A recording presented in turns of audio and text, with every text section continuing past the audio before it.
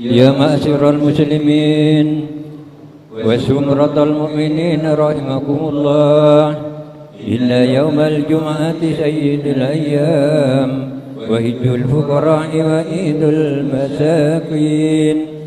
الخطبتان فيها مقام ركعتين من الفرد، فإذا سجد الخطيب على المنبر فلا يتكلمن أحدكم، ومن يتكلم فقد لغى، ومن لغى فلا جمعة له.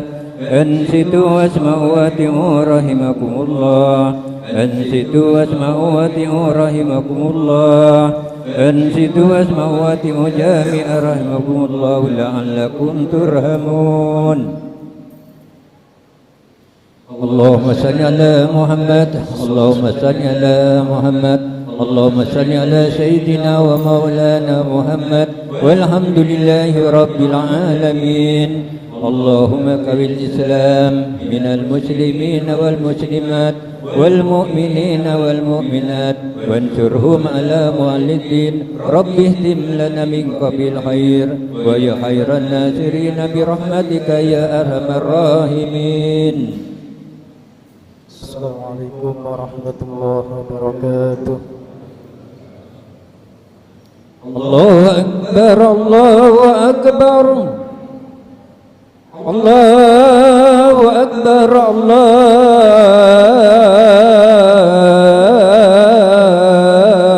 الله أكبر. أشهد أن لا إله إلا الله،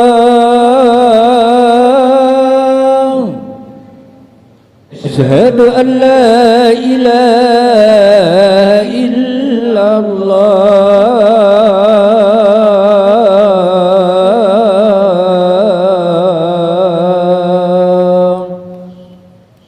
أشهد أن محمدا رسول الله،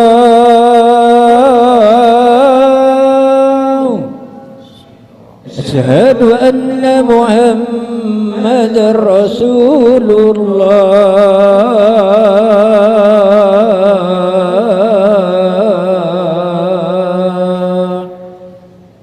حي على الصلاة،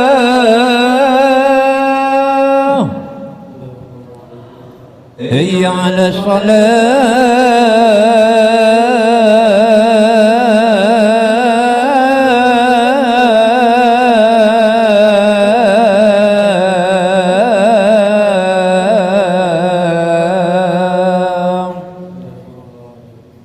حي على الفلاح،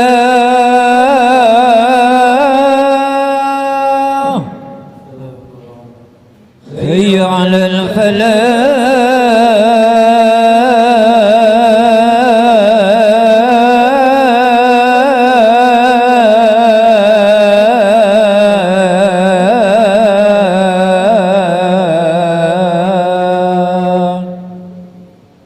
الله أكبر الله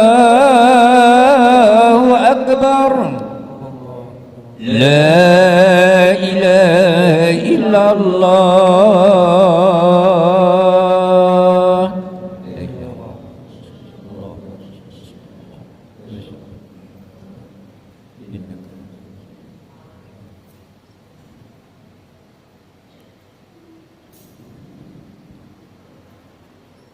الحمد لله، الحمد لله الذي أرسل رسوله بالهدى ودين الحق ليظهره على الدين كله. أشهد أن لا إله إلا الله، وأشهد أن محمدا عبده ورسوله. اللهم صل وسلم وبارك على سيدنا محمد وعلى آله وصحبه وسلم تسليما كثيرا. أما بعد، فيا أيها الناس اتقوا الله، اتقوا الله حق تقاته ولا تموتن إلا وأنتم مسلمون. قال الله تعالى في القرآن الكريم وهو أصدق القائلين: أعوذ بالله من الشيطان الرجيم، بسم الله الرحمن الرحيم. يا أيها الذين آمنوا اتقوا الله حق تقاته، اتقوا الله حق تقاته ولا تموتن إلا وأنتم مسلمون.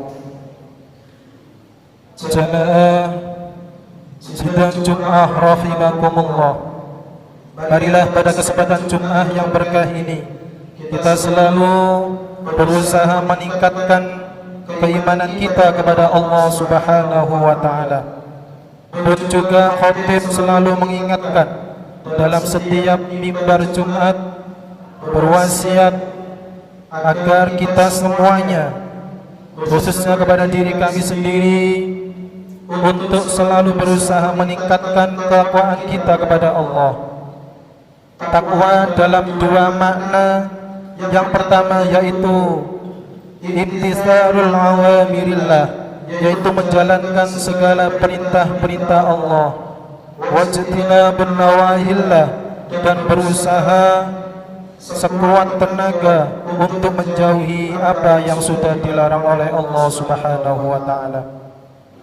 Hadirin jamaah salat Jum'ah rahimakumullah, mengapa khatib selalu mengingatkan kepada kita semuanya akan pentingnya wasiat takwa ini? Karena para hadirin rahimakumullah, kita semuanya tidak akan tahu kapan kita akan dipanggil menghadap kepadanya. Kita tidak akan tahu kapan kita sewaktu-waktu, bahkan detik nanti, jam nanti, besok, lusa, ataupun kapanpun, tidak memandang usia, tidak memandang tua, muda, sehat ataupun sakit, bahwa semuanya akan kembali kepada Allah Subhanahu wa Ta'ala dengan waktu yang tidak diduga-duga. Para hadirin jamaah sidang Jum'ah rahimakumullah, dalam menyikapi bagaimana peningkatan takwa ini kepada Allah Subhanahu wa Ta'ala, yang pertama bisa kita dekati dengan parameter bagaimana kuantitas ibadah kita kepada Allah Subhanahu wa Ta'ala. Kuantitas yang pertama kita nilai dari ibadah wajib, ibadah yang mahdhah di hadapan Allah Subhanahu wa Ta'ala. Ibadah sholat, maka wajib 5 waktu, tidak boleh kurang, tidak boleh lebih. Zakat, kalau kita punya harta yang sudah melebihi nisab dan sudah kita miliki dalam 1 tahun, maka wajib kita harus mengeluarkannya sesuai dengan kuantitas. Kalau kita punya emas sesuai nisab, maka kita harus mengeluarkan 2,5%-nya. Kalau kita punya tabungan, zakat, pertanian, semuanya sesuai syariat sudah ada kuantitasnya. Dan ikut ke kita sebagai hamba, sebagai umat muslim, mempunyai kelebihan harta. Ketika kita tidak melaksanakannya, tidak menunaikannya, maka dosa besar bagi kita. Selanjutnya ibadah puasa. Itu adalah puasa, ibadah kuantitas yang harus dilaksanakan kita, yang wajib, puasa Ramadan. Maka ketika kita sehat, tidak ada udzur, bahkan kerja seberat apapun, kita masih diberikan kewajiban untuk puasa Ramadan. Ibadah haji pun juga begitu. Ketika kita punya kelebihan harta dan itu cukup untuk kita berangkat ke Baitullah, maka itu adalah wajib sebagai ibadah peningkatan takwa kita kepada Allah Subhanahu wa Ta'ala. Para hadirin rahimakumullah, selanjutnya untuk ibadah kuantitas, setelah yang wajib-wajib sudah kita laksanakan semuanya, maka kita harus menambalnya dengan ibadah-ibadah sunnah. Mengapa? Karena terkadang kita terhadap ibadah yang wajib terkadang masih ada lupa dan bolongnya. Untuk ibadah sholat 5 waktu, untuk menambal kekurangannya apa? Maka kita harus mengistiqomahkan sholat sunnah rawatib, sholat sunnah qobliyah, sholat sunnah ba'diyah. Untuk melengkapi ibadah zakat, maka kita dianjurkan, disunnahkan untuk memperbanyak sedekah. Sedekah di hari Jumat, sedekah setiap sholat subuh, dan yang lain sebagainya. Maka itu adalah sebagai ibadah sunnah, sebagai penyempurna dan juga pelengkap ibadah wajib zakat itu. Selanjutnya ibadah haji, ketika kita tidak mempunyai kemampuan harta, ketika kita adalah halangan kesehatan, maka kita bisa mengambil ibadah umroh sebagai penyempurna daripada ibadah haji yang belum kita laksanakan. Para hadirin rahimakumullah, itulah salah satu parameter ibadah kuantitas yang bisa kita nilai bagi diri kita sendiri. Apakah kita semuanya sudah melaksanakan itu semua sesuai dengan syariat yang sudah diajarkan oleh baginda Nabi besar Muhammad SAW kepada kita semuanya.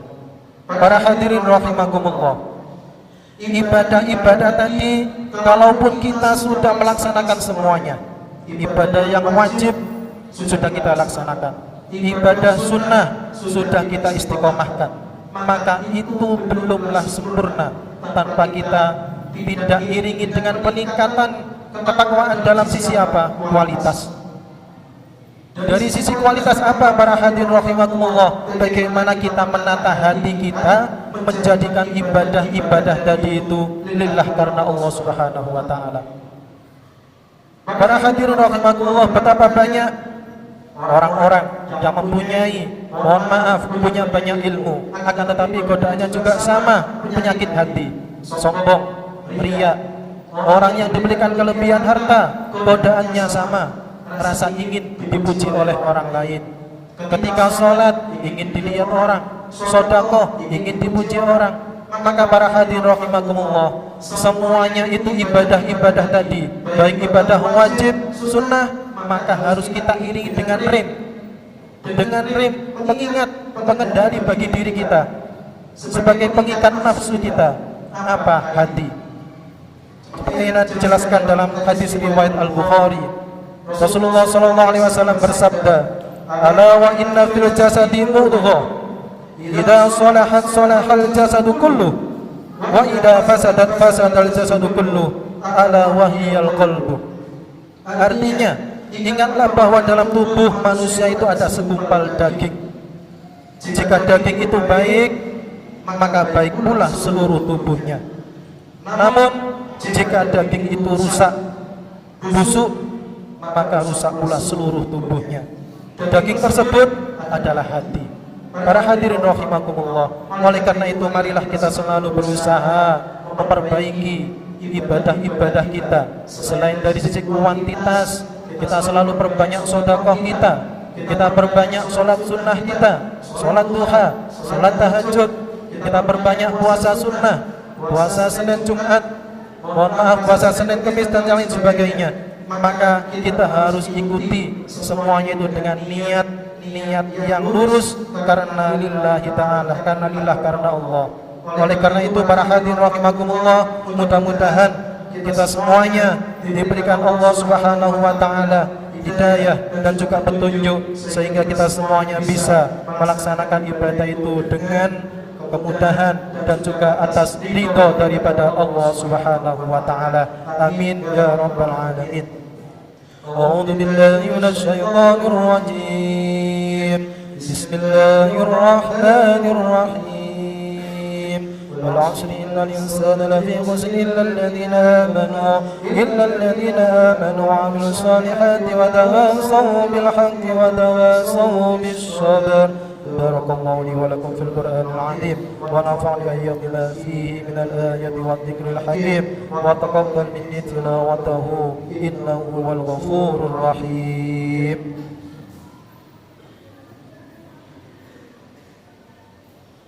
اللهم صل على سيدنا وحبيبنا وشفيعنا ومولانا محمد.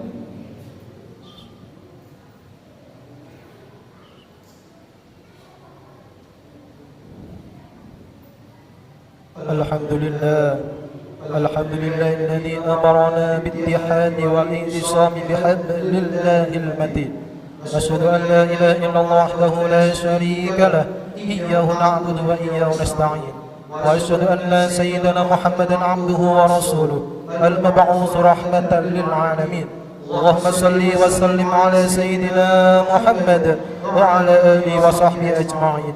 إن الله وملائكته يصلون على النبي يا أيها الذين آمنوا صلوا عليه وسلموا تسليما. وصلى الله على سيدنا ومولانا محمد وعلى آله وصحبه وسلم. اللهم صل على سيدنا محمد وعلى آل سيدنا محمد كما صليت على سيدنا إبراهيم وعلى آل سيدنا إبراهيم وبارك على سيدنا محمد وعلى آل سيدنا محمد كما باركت على سيدنا إبراهيم وعلى آل سيدنا إبراهيم في العالمين إنك حميد مجيد. اللهم اغفر للمسلمين والمسلمات والمؤمنين والمؤمنات الأحياء منهم والأموات إنك سميع قريب مجيب الدعوات وقاضي الحاجات وغافر الذنوب والخطيئات برحمتك يا أرحم الراحمين. اللهم إنا نسألك رضاك والجنة ونعوذ بك من سخطك والنار. اللهم يسر لنا زيارة مكة والمدينة. اللهم يسر لنا زيارة قبر نبيك محمد صلى الله عليه وسلم. ربنا آتنا في الدنيا حسنة وفي الآخرة حسنة وقنا عذاب النار. عباد الله إن أمركم بالعدل والإحسان وإيتاء ذي القربى وينهى عن الفحشاء والمنكر والبغي يعظكم لعلكم تذكرون. اذكروا العظيم يذكركم واسألوا فليؤتكم ولذكر الله أكبر. أقيموا الصلاة.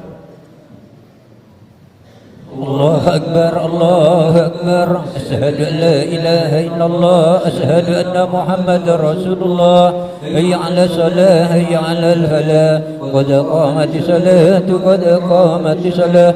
الله أكبر الله أكبر لا إله إلا الله.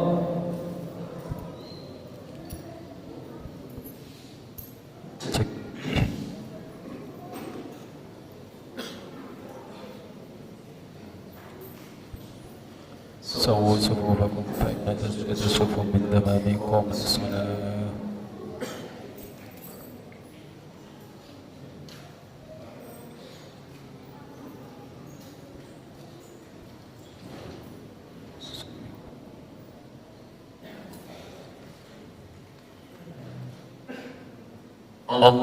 الله أكبر.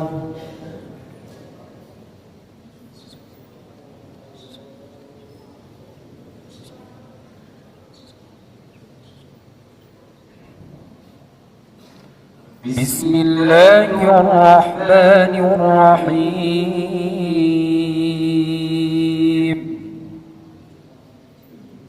الحمد لله رب العالمين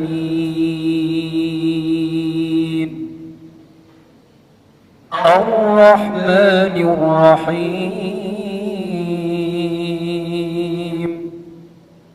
مالك يوم الدين إياك نعبد وإياك نستعين اهدنا الصراط المستقيم صراط الذين أنعمت عليهم غير المغضوب عليهم ولا الضالين.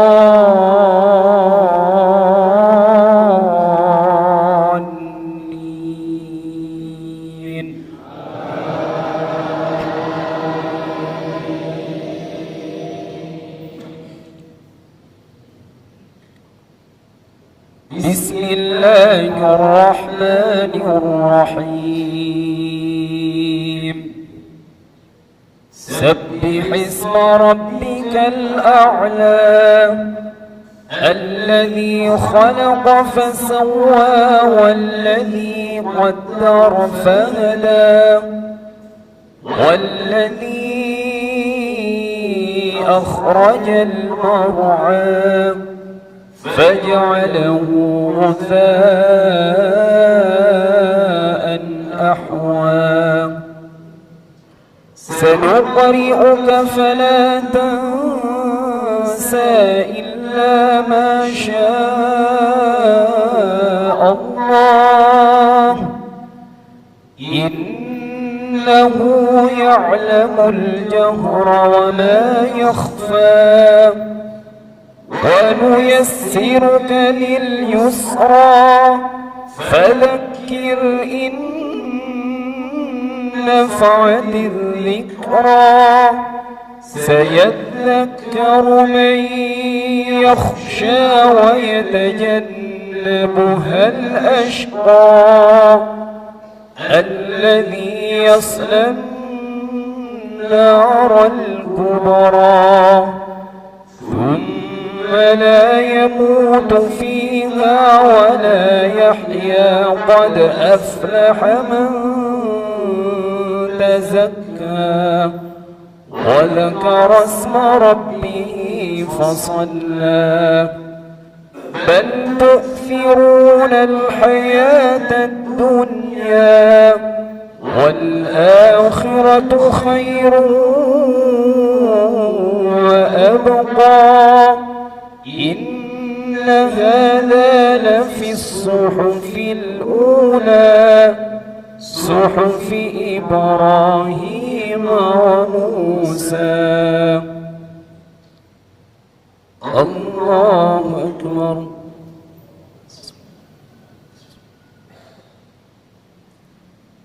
سمع الله لمن حمده.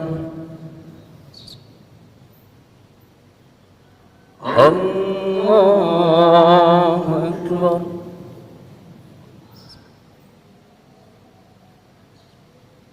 الله أكبر.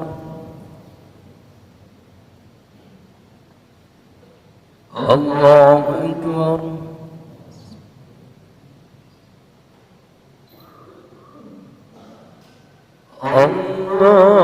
الله أكبر.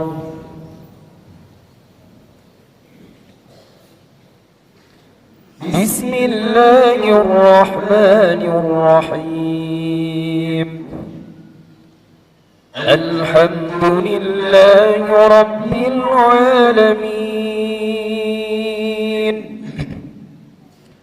الرحمن الرحيم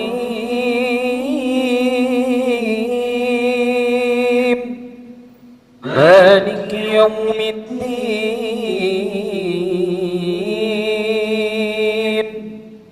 إياك نعبد وإياك نستعين اهدنا الصراط المستقيم صراط الذين أنعمت عليهم غير المغضوب عليهم ولا الضالين.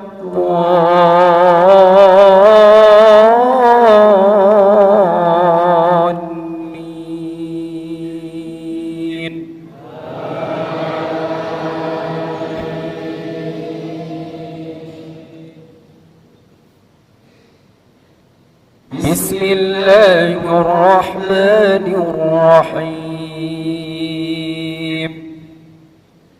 أرأيت الذي يكذب بالدين فذلك الذي يدعو اليتيم ولا يحض على طعام المسكين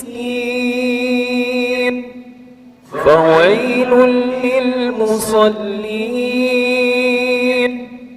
الذين هم عن صلاتهم ساهون الذين هم يراءون ويمنعون الماعون.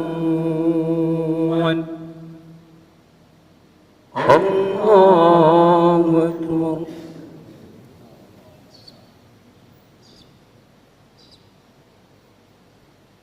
سمع الله لمن حمده. الله أكبر.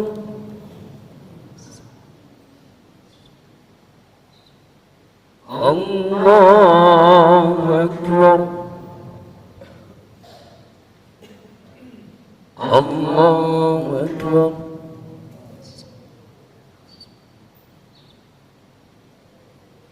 الله أكبر. السلام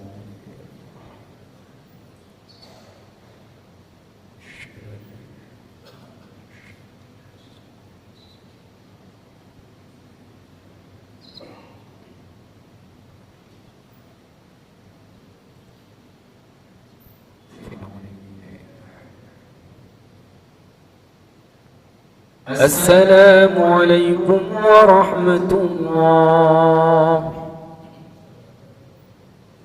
السلام عليكم ورحمة الله.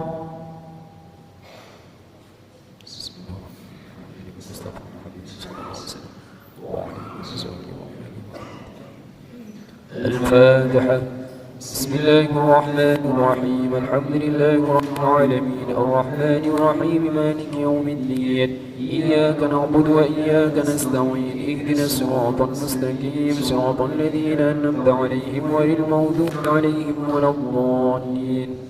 بسم الله الرحمن الرحيم. الحمد لله رب العالمين الرحمن الرحيم مالك يوم الدين إياك نعبد وإياك نستعين اهدنا الصراط المستقيم صراط الذين أنعمت عليهم غير المغضوب عليهم ولا الضالين.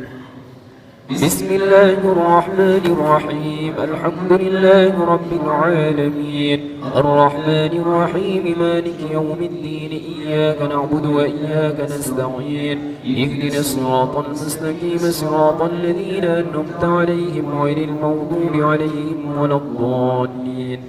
بسم الله الرحمن الرحيم. الحمد لله رب العالمين الرحمن الرحيم مالك يوم الدين إياك نعبد وإياك نستعين اهدنا الصراط المستقيم صراط الذين أنعمت عليهم غير المغضوب عليهم ولا الضالين. بسم الله الرحمن الرحيم. الحمد لله رب العالمين الرحمن الرحيم مالك يوم الدين إياك نعبد وإياك نستعين اهدنا الصراط المستقيم صراط الذين أنعمت عليهم غير المغضوب عليهم ولا الضالين. بسم الله الرحمن الرحيم. الحمد لله رب العالمين الرحمن الرحيم مالك يوم الدين إياك نعبد وإياك نستعين اهدنا الصراط المستقيم أنعمت عليهم غير المغضوب عليهم ولا الضالين. بسم الله الرحمن الرحيم. الحمد لله رب العالمين الرحمن الرحيم مالك يوم الدين إياك نعبد وإياك نستعين اهدنا الصراط المستقيم صراط الذين أنعمت عليهم غير المغضوب عليهم ولا الضالين. الله أكبر لا إله إلا الله والله أكبر. بسم الله الرحمن الرحيم. قل هو الله أحد الله الصمد لم يلد ولم يولد ولم يكن له كفوا أحد. بسم الله الرحمن الرحيم.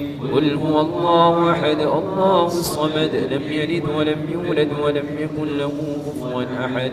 بسم الله الرحمن الرحيم. قل هو الله أحد الله الصمد لم يلد ولم يولد ولم يكن له كفوا أحد. الله أكبر لا إله إلا الله والله أكبر. بسم الله الرحمن الرحيم. قل أعوذ برب الفلق من شر ما خلق ومن شر غاسق إذا وقب ومن شر النفاثات في العقد ومن شر حاسد إذا حسد. بسم الله الرحمن الرحيم. قل أعوذ برب الفلق من شر ما خلق ومن شر غاسق إذا وقب ومن شر النفاثات في العقد ومن شر حاسد إذا حسد. بسم الله الرحمن الرحيم. قل أعوذ برب الفلق من شر ما خلق ومن شر غاسق إذا وقب ومن شر النفاثات في العقد ومن شر حاسد إذا حسد. الله أكبر لا إله إلا الله والله أكبر. بسم الله الرحمن الرحيم.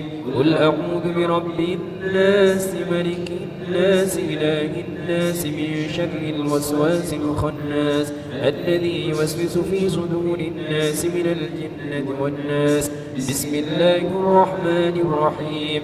قل أعوذ برب الناس ملك الناس إله الناس من شر الوسواس الخناس الذي يوسوس في صدور الناس من الجنة والناس. بسم الله الرحمن الرحيم. قل أعوذ برب الناس ملك الناس إله الناس من شر الوسواس الخناس الذي يوسوس في صدور الناس من الجنة والناس. بسم الله الرحمن الرحيم. الحمد لله رب العالمين. اللهم صل على سيدنا محمد وعلى آل سيدنا محمد. اللهم ارزقنا فهم النبيين وحفظ المرسلين وإلهام الملائكة المقربين، وافتح علينا فتوح العارفين، وانشر علينا خزائن برحمتك يا أرحم الراحمين. اللهم اجعلنا وأهلنا وأولادنا وبناتنا وذرياتنا وجيراننا من أهل العلم وأهل الخير وأهل القرآن وأهل السلامة وأهل التقوى والاستقامة، ولا تجعلنا وإياهم من أهل الشر ومن أهل الغير. ربنا اغفر لنا ولوالدينا وارحمهما كما ربونا صغارا. ربنا هب لنا من أزواجنا وذرياتنا قرة أعين واجعلنا للمتقين إماما.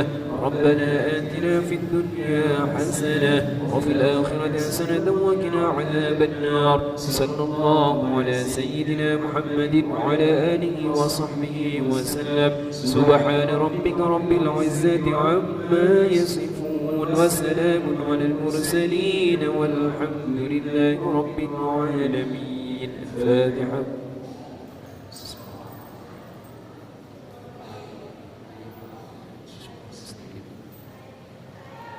إلهي لست للفردوس أهلا ولا أقوى على نار الجحيم، فهبني توبة واغفر ذنوبي، فإنك غافر الذنب العظيم.